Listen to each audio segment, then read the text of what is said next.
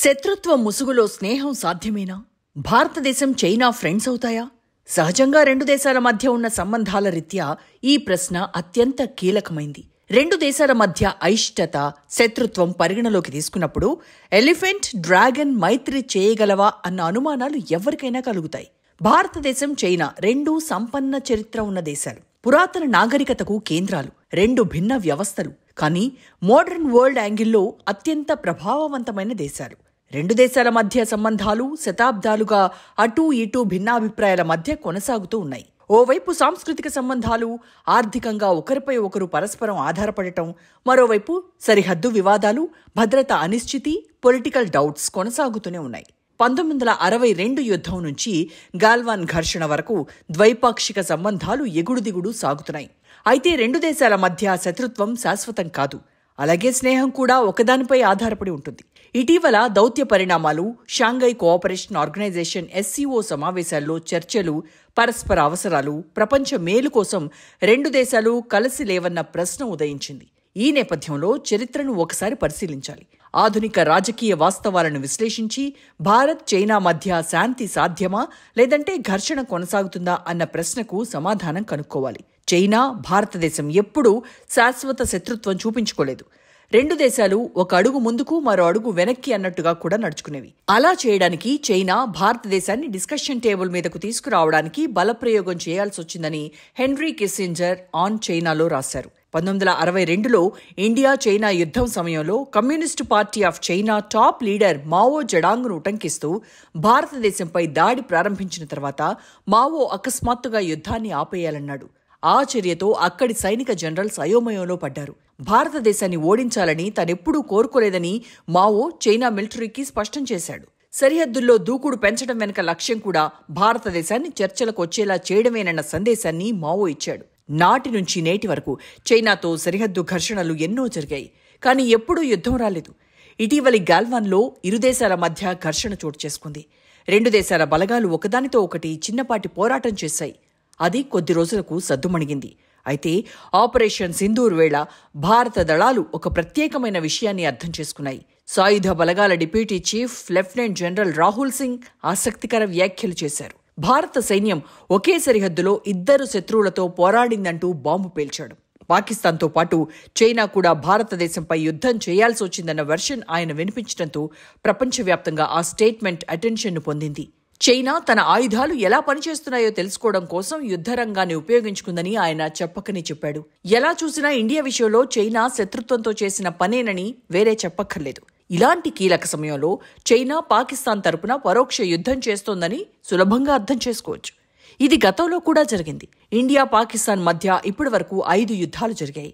ఇద్దరు ప్రత్యర్థుల మధ్య యుద్ధంలో పాల్గొనాల్సిన అవసరం చైనాకు ఎంతమాత్రం లేదు. కానీ చైనా మాత్రం ఇలాంటి వెధవేషాలు చాలానే వేస్తోంది. ఇక్కడ ప్రశ్న ఏంటంటే, చైనా భారతదేశంతో సంఘర్షణకు ఎందుకు దిగుతోందన్నదే అసలు ఉద్దేశం. 1962 అక్టోబర్లో మావో తన జనరల్స్కు చెప్పినట్టుగా భారతదేశాన్ని చర్చలకు రమ్మని బలవంతం చేయడమేనా? ఈ సందర్భంలో భారత విదేశాంగ మంత్రి ఎస్ జైశంకర్ ఎక్స్లో చేసిన పోస్ట్ కొత్త ట్విస్ట్కు కారణమైంది. ఆయన చైనా అధ్యక్షుడు జీ జిన్పింగ్తో కరచాలనం చేస్తున్నట్టు ఆ పోస్ట్లో కనిపించింది. జైశంకర్ SCO విదేశాంగ మంత్రుల సమావేశంలో పాల్గొనేందుకు చైనా రాజధాని బీజింగ్లో ఉన్న ఆయన పోస్ట్లో ఉపయోగించిన పదాలు ఫుల్ క్లారిటీ ఇచ్చాయి.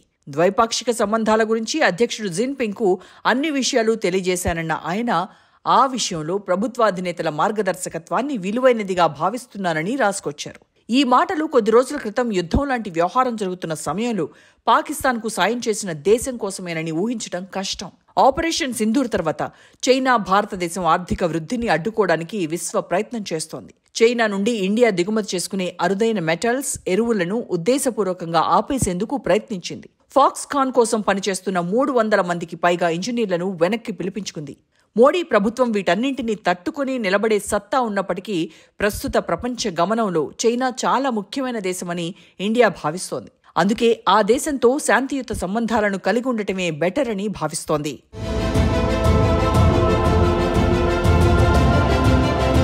ప్రపంచంలో వేగంగా అభివృద్ధి చెందుతున్న చైనాకు మిత్రదేశాల అవసరం కూడా ఎంతో ఉంది. ఎటువైపు చూసినా చైనాను నమ్మలేని పరిస్థితులు నెలకొన్నాయి. పాకిస్తాన్ లాంటి దేశం తప్ప ప్రపంచంలో చైనాను ఒక్కరంటే ఒక్కరు కూడా నమ్మరు. చైనా అవలంబించే విదేశాంగ విధానం, స్నేహం, వ్యక్తిగత సంబంధాలతో పాటుగా జాతీయ ప్రయోజనాలను పెంపొందించే అంశాలను మనం అర్థం చేసుకోవాలి. మోడీ ప్రభుత్వం చైనాతో సంబంధాలను మెరుగుపరుచుకోవాలని, బలపరుచుకోవాలని భావించటం ఇండియాకు మేలే కానీ నష్టం ఎంతమాత్రం కాదు. చైనా ప్రస్తుతం ఒక సంధి దశలో ఉంది. ఒకవైపు తిరుగులేని శక్తిగా ఎదుగుతున్నానన్న ధీమా, మరోవైపు తనని ఎవరూ ఖాతరు చేయడం లేదన్న ఆందోళన. రెండింటి మధ్య డ్రాగన్ నలిగిపోతోంది.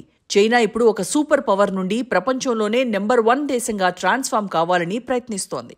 ఇలాంటి పరిస్థితుల్లో చైనాకు పరస్పరం సహకరించే దేశాల అవసరం ఎంతో ముఖ్యం. ఇచ్చిపుచ్చుకునే ధోరణి వల్లే చైనా మరింత బలపడుతుంది. ఏ కాడికి తనే బెనిఫిట్ పొందాలని చూస్తే ఆ దేశానికి ఇబ్బందులు తప్పవు. మిత్ర దేశాలు, భాగస్వాముల సహకారంతోనే చైనా నెంబర్ 1 స్థానాన్ని చేరుకోగలదు. మావో కాలం నుండి నేటి వరకు చైనా అద్భుతమైన ప్రగతిని సాధించింది. 1970లో భారతదేశం, చైనా దాదాపు ఒకే ఆర్థిక పరిమాణంలో ఉండేవి.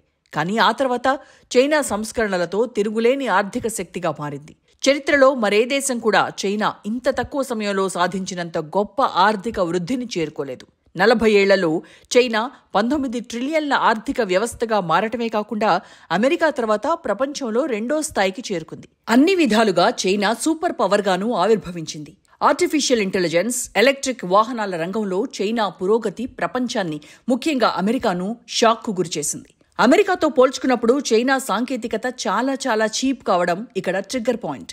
China electric motor car BYD ప్రపంచవ్యాప్తంగా టెస్లా కార్ల అమ్మకాలపై ప్రభావం చూపెడుతోంది. తక్కువ ధరకు వెహికల్స్ అందించడం, గ్యారంటీ కూడా ఇవ్వడంతో ప్రజలు వాటినే కొనేందుకు మొగ్గు చూపుతున్నారు. ఓవైపు యూరప్, అమెరికా ఎలక్ట్రిక్ వాహనాలు ప్రపంచ మార్కెట్లకు పోటెత్తుతుంటే చైనా మాత్రం ఆయా కంపెనీలిచ్చే ధర కంటే దాదాపు సగానికే వాహనాలను అంతే మన్నికతో ఇవ్వడం విశేషం. దీంతో ప్రపంచ కుబేరుడు, మొన్నటి వరకు ట్రంప్కు అత్యంత నమ్మినబంటుగా ఉన్న మస్క్ తీవ్ర ఆందోళన చెందుతున్నాడు. అందుకే వడివడిగా టెస్లా కార్లను ప్రపంచవ్యాప్తంగా విక్రయాలను ప్రారంభించేందుకు ఆరాటపడుతున్నాడు. తాజాగా భారత ఆర్థిక రాజధాని ముంబైలోకి టెస్లా రాక భవిష్యత్ ప్రమాదాన్ని ఊహించి అనుకోవాల్సి ఉంటుంది. తొలుత లగ్జరీ కార్లతో మార్కెట్లోకి టెస్లా ఎంట్రీ ఇస్తోంది. ఓవైపు ఆర్టిఫిషియల్ ఇంటెలిజెన్స్ అంటూ దూకుడు ప్రదర్శిస్తున్న ప్రపంచానికి చైనా మరింత చౌకగా ఆ టెక్నాలజీని అందుబాటులోకి తెచ్చేస్తోంది. China DeepSeek, America AI market సాంకేతిక అస్తిత్వాన్ని సవాల్ చేస్తోంది. ఆపరేషన్ సింధూర్ సమయంలో AI, సెన్సార్లు, ఇంటర్నెట్ నెట్వర్క్ ద్వారా వైమానిక ఆధిపత్యాన్ని ప్రదర్శించగల అధునాతన సైనిక సాంకేతికత దిశగా చైనా అడుగులు వేస్తోందన్న విషయాన్ని మనం చూశాం. అవి సమర్థవంతంగా పనిచేస్తాయా లేదా అన్నది పక్కన పెడితే ఒక ఆప్షన్గా మాత్రం ఉంటున్నాయన్నది నిర్వివాదాంశం. ఇండియా దాడులను తట్టుకోవడానికి పాకిస్తాన్కు సహకరిస్తున్నానన్న కలరింగ్ ఇస్తూ చైనా ఆయుధ టెక్నాలజీ, సాంకేతికతను టెస్ట్ చేసుకుంది. చైనా వ్యవహారాన్ని డీల్ చేసేటప్పుడు మనం కొంచెం పట్టువిడుపులు ప్రదర్శించాలి. 1991 ఆర్థిక సంస్కరణల తర్వాత భారతదేశం కూడా చాలా పురోగతి సాధించిందనే విషయంలో ఎవరికీ సందేహం లేదు. నేడు ఇండియా ప్రపంచంలోనే అత్యంత వేగంగా అభివృద్ధి చెందుతున్న ఆర్థిక వ్యవస్థల్లో ఒకటి.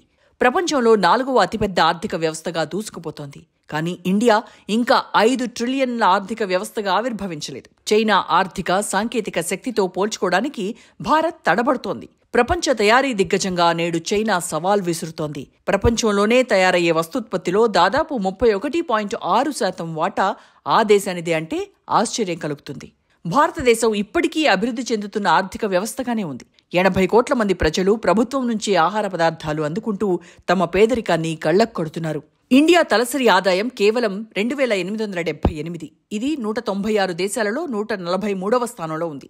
25,307 తలసరి ఆదాయంతో చైనా 70వ స్థానంలో ఉంది. భారతదేశ తయారీ రంగం మందకొడిగా ఉండటమే అందుకు కారణం. Make in India, Atmanirbhar Bharat వంటి కార్యక్రమాలు చేస్తున్నప్పటికీ ప్రపంచ మార్కెట్లో మన వాటా కేవలం 2.9% మాత్రమే.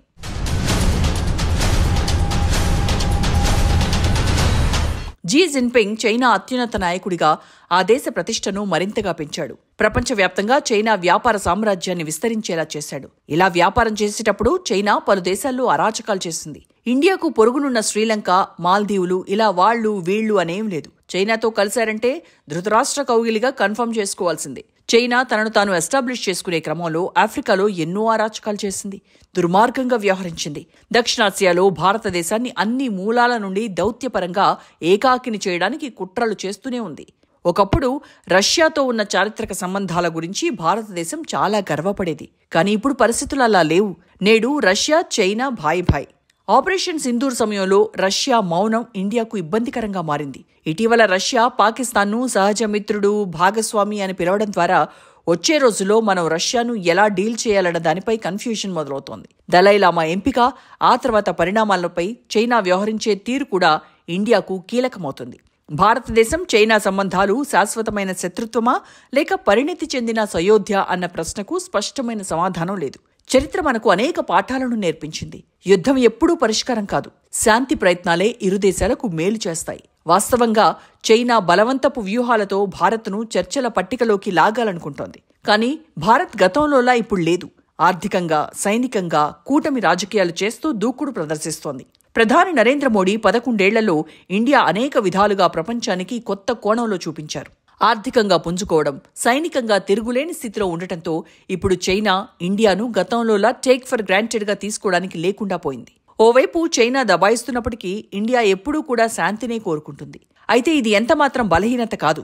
బలంతో కూడిన తెలివి వల్ల ఇండియా మరింత రాటుదేలింది. చైనా కూడా ప్రపంచ సూపర్ పవర్ కావాలంటే నక్కజిత్తులు మానుకోవాలి. మిత్రులతో శాంతియుతంగా వ్యవహరించాలి. ఒకటి మాత్రం స్పష్టం, మిత్రత్వం తప్పనిసరి కాదు, కానీ శత్రుత్వం ఖచ్చితంగా ఖరీదైంది. ఇది ఇండియా, చైనా 2 దేశాలు అర్థం చేసుకోవాల్సిన విషయం.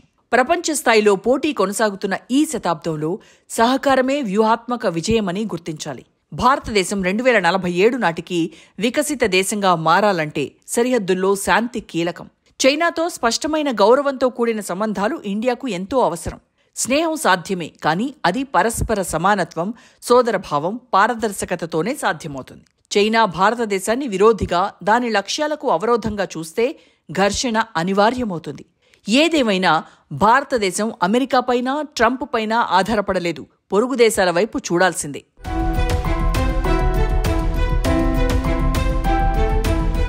ఇండియా ఇప్పుడు ప్రపంచాన్ని కొత్త కోణంలో చూడాల్సిన తప్పని పరిస్థితి వచ్చింది. ఓవైపు చైనా దూకుడుగా ముందుకెళ్తోంది. మరోవైపు అమెరికా సొంత లాభం పూర్తిగా చూసుకుంటూ ప్రపంచాన్ని ప్రమాదంలోకి నెట్టేస్తోంది. యుక్రెయిన్ దండయాత్ర తర్వాత రష్యా తనకు మాలిన ధర్మం వద్దనుకుంటోంది. పాకిస్తాన్ లాంటి దేశంతో కూడా మైత్రిని నటిస్తోంది. ఇవన్నీ శాశ్వత ప్రయోజనాలుగా మారతాయో లేదో చెప్పలేం, కానీ మొత్తానికి ఎవరికి ఎవరు శత్రువులు, మిత్రులు అన్నది మాత్రం తేటతెల్లమవుతోంది. మిత్రత్వం, శత్రుత్వం ఇవన్నీ కూడా పరస్పర అవసరాల ఆధారంగానే సాగుతున్నాయి. అంతేగాని ఇంకేం లేదు. అమెరికా ఇండియా విషయంలో టారిఫ్స్ కోసం పట్టుబడుతోంది. అదే సమయంలో ఇండియా నుంచి ఔషధాలు దిగుమతి చేసుకోకుంటే అమెరికాకు ఇబ్బందులు తప్పవు. ఇండియా అందించినట్టుగా అమెరికాకు ఔషధాలు ఇవ్వగల శక్తి ఒక్క చైనాకు మాత్రమే ఉంది. కానీ చైనా ట్రంప్కు వార్నింగ్స్ ఇస్తోంది. పరస్పర సహకారం లేకుంటే అమెరికా పైన సుంకాలు విధిస్తానంటూ చైనా హెచ్చరిస్తోంది. ఎవరూ కూడా ఎవరికి ఏది ఊరకే ఇవ్వరు. అందుకు మూల్యం చెల్లించుకోవాల్సిందే. ఇండియా విషయంలో ఇప్పుడు ప్రపంచం తీసుకోవడానికి సిద్ధంగా ఉన్నట్టుగా ఇవ్వడానికి సిద్ధంగా లేదు. హరిత విప్లవం ద్వారా ఆహార స్వావలంబన సాధించిన మనం ఇప్పుడు టెక్నాలజీని ఒడిసి పట్టుకోవాలి. చైనా దూకుడును ఫాలో కావాల్సిందే. మనకో నానుడుంటుంది, మనం ఖచ్చితంగా ఒక విషయంలో దూకుడు ప్రదర్శించలేనప్పుడు సమాజంలో అత్యున్నత వ్యక్తిని అనుకరించటం. ఇప్పుడు చైనాను అనుకరించాలని ఇండియాను కోరాల్సిన పని లేదు. ఇండియాకు ఇప్పటికే ఒక రిలయబిలిటీ, సస్టైనబిలిటీ ఉన్నాయి. ఇండియా ఎప్పుడూ కూడా పొరుగు హితం కోరుకుంది. ఒకరి చెడు ద్వారా తాను బెనిఫిట్ పొందాలని భావించలేదు. ఇది ఇండియా, చైనాకు ఉన్న తేడా. ప్రపంచ దేశాలన్నీ కూడా ఇండియా ద్వారా మేలు పొందాలని చూస్తున్నాయి, కానీ ఇండియాతో ఇచ్చిపుచ్చుకునే ధోరణి అవలంబించడం లేదు. అందుకే చైనా విషయంలో కూడా ఇండియా పరస్పర ప్రయోజనాలను పరిగణలోకి తీసుకోవాలి. చైనా ఇప్పుడు ఇండియాను కాదనే పరిస్థితి ఎంతమాత్రం లేదు.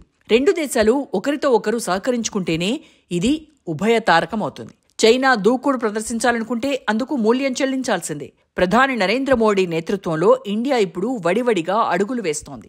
ఎక్కడ ఇండియాకు డెఫిసిట్ అన్న విషయం తెలుసుకుని వాటిని అధిగమించేలా ప్రయత్నాలు చేస్తోంది. టెక్నాలజీ, ఆహార ఉత్పత్తులు రెండూ కూడా ఇప్పుడు ప్రపంచాన్ని శాసిస్తున్నాయి. ఆర్టిఫిషియల్ ఇంటెలిజెన్స్ ద్వారా ఇండియా ప్రపంచంలో మరోసారి సత్తా చాటాలి. మన యువతను అటువైపుకు మళ్లించి ఆర్థిక శక్తిగా ఎదిగేందుకు ప్రయత్నించాలి. టెక్నాలజీతో పాటుగా ఉత్పత్తి రంగం, సేవల రంగంలో ప్రపంచానికి ఇండియా లీడర్ కావాలి. అప్పుడు ఇండియా అనతి కాలంలోనే చైనాకు ధీటుగా ఎదుగుతుంది. చైనాను తోసిరాజని వరల్డ్ లీడర్గా ఆవిర్భవిస్తుంది. ఆకాశమే హద్దుగా దూసుకెళ్లేందుకు ఇండియా సన్నద్ధం కావాలి. ప్రపంచ లీడర్గా అవతరించడానికి అన్ని ఆప్షన్స్ ఉపయోగించుకోవాలి.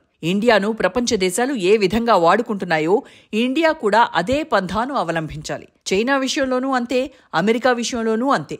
అంతెందుకు, బంగ్లాదేశ్ విషయంలో కూడా మనం అదే నీతిని ప్రదర్శించాలి. చెడుగా ఆలోచించేవాడు ఎప్పుడూ ఆ చెడుకే బలవుతాడన్న సనాతన స్ఫూర్తి ఇండియాకు భవిష్యత్ దీప్తి కాగలదు.